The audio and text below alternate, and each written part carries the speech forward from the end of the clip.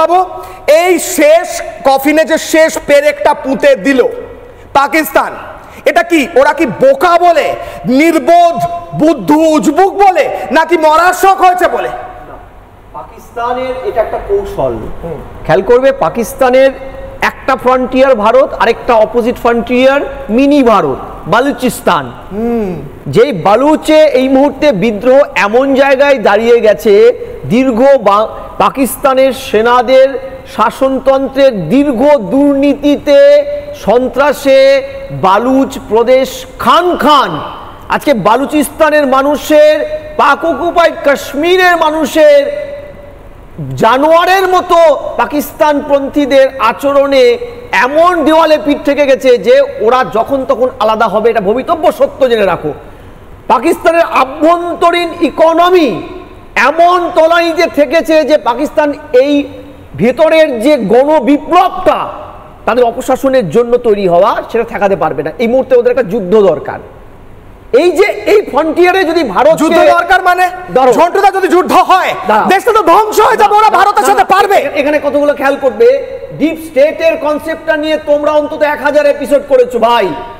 ভারত যেখানে সততার প্রতীক, ভারত যেখানে বিশ্বকে বসুন্ধরাকে কুটুম্বকম বলে, সেই জায়গায় ভারত তার সংযতির শেষ সীমায় পার করে যদি পাকিস্তানকে আক্রমণ করে বসে, তাহলে পাকিস্তানের পাশে দাঁড়ানো তুরস্কপন্থী ডিপ স্টেটদের অভাব নেই, জব সরাজদের অভাব নেই।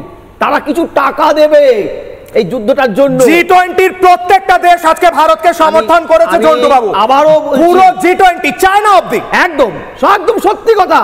তারপরেও তার আভ্যন্তরীণ যে ব্যর্থতা, সেটাকে অন্তত পাকিস্তান বালুচিস্তানের অঙ্কে তুল্যমূল্যভাবে ডিফেন্ড করার একটা জায়গা হবে প্রথম। দ্বিতীয়, তুমি কোন খাজা ওয়াসিফের কথা বলছো মনে আছে?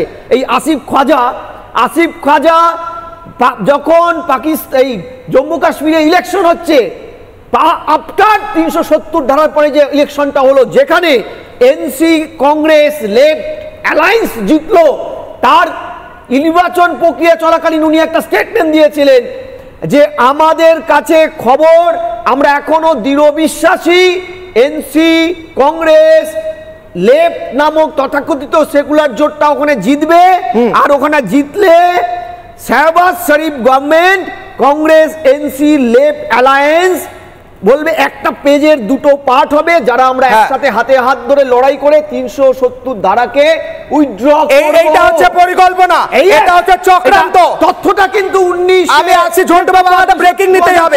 হ্যাঁ ঝন্টু বাবা, একটা ব্রেকিং নিতেই হবে। কাশ্মীর হামলা নিয়ে সর্বদল বৈঠক, প্রত্যেক দল পৌঁছেছে। এই মুহূর্তে বিগ ব্রেকিং, ফুল প্র্যাকটিস হলেন অগ্নিবাণে। এই মুহূর্তে বিগ ব্রেকিং, কাশ্মীরে হামলা নিয়ে সর্বদল বৈঠক, সংসদ ভবনে সর্বদল বৈঠক। বৈঠকে আমন্ত্রণ সব রাজনৈতিক দলকে।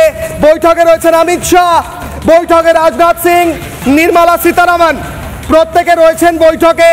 এবং সেই বৈঠকে এই মুহূর্তে অত্যন্ত গুরুত্বপূর্ণ আলোচনা চলছে। এর আগে বিভিন্ন দেশের দূতাবাসের যারা প্রতিনিধি, তাদেরকে নিয়ে আলোচনা হয়েছে। এবার সর্বদল বৈঠক, তারপর এর আগে আমরা দেখেছি রাষ্ট্রপতিকে গিয়ে ব্রিফিং করা হয়েছে।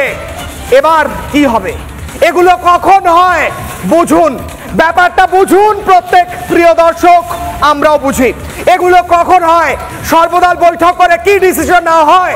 এর আগে কবে হয়েছিল এই টোটাল সিকোয়েন্সটা একবার ভেবে দেখুন। ফিরবো আলোচনায় এবং পরপর ব্রেকিং নিতে থাকবো। ঝন্টু বাবু শেষ করুন, তারপর আমি স্যারের কাছে যাব। সর্বদল বৈঠক চলছে, কখন হয় এগুলো ঝন্টু বাবু? আমি পরিষ্কার বলছি যে দিল্লি কিন্তু নিউ দিল্লির অ্যাক্টিভিটিটা কিন্তু সাংঘাতিক জায়গায়।